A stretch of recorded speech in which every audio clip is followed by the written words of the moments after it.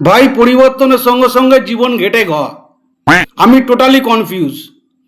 রাস্তায় দাঁড়িয়ে মন্দিরে প্রণাম করলে বলে আহারে সনাতনী হিন্দু, এ মনে হচ্ছে বিজেপি সাপোর্টার।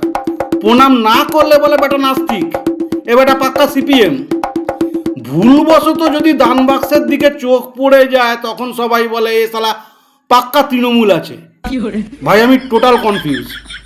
আর শুধু আমি না, আমার সঙ্গে সঙ্গে মুসলিম সমাজের কিছু লোকজনও কনফিউজ। রাস্তায় নামাজ পড়তে দিতে হবে এই দাবিতে নারায়ণ তাকবীর আল্লাহু আকবার স্লোগান দিতে দিতে তারা পার্ক সার্কাসে জমায়েত করলো, চললো পাত্তরবাজি। ওরা বুঝে উঠতে পারলো না যে টিএমসি সরকার আছে কি গেছে। যতক্ষণে বুঝতে পারলো ততক্ষণে পেছন লাল। এদিক দিয়ে আল্লাহ আর ওদিক দিয়ে আকবর, দুজনেই চো চা দৌড়। 5 মিনিটে ময়দান সাফ। তৃণমূলের নেতারাও কনফিউজ, তাদের সংসারটা এখন চলবে কি করে। শওকতের মাচুরি বন্ধ, শাহজাহানের পিঠে খাওয়া বন্ধ, জাহাঙ্গীরের পুষ্পাগিরি বন্ধ, জ্যোতিপ্রিয় মল্লিক তো চালের বস্তার আড়ালে মুখ লুকিয়েছে। আর যারা ছুটকা ছাটকা পাড়ার নেতা আছে ওরা এখন এলাকায় ঢোকাবার জন্যে বিজেপি নেতাদের সঙ্গে সরু লাইন করছে। ভাই আসবো ভাই, ভাই যা করেছি ভুল হয়ে গেছে ক্ষমা করে দে ভাই, আসবো। ওদিক থেকে বিজেপি নেতারা বলছে আয় আয় আয়, কিছু হবে না আয়।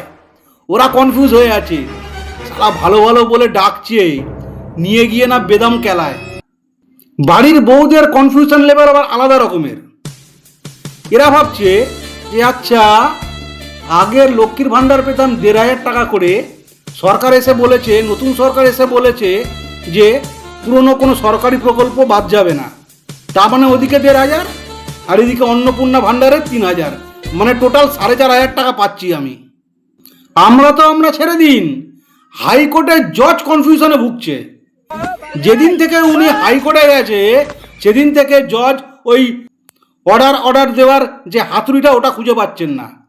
এই দেখে ডাক্তাররা টেনশনে, ডাক্তাররা চিন্তায় আছে কোনোদিন না ডাক্তারের অ্যাপ্রন পরে চলে আসবেন, এই স্যার ওপেন হার্ট সার্জারিটা আমি করব।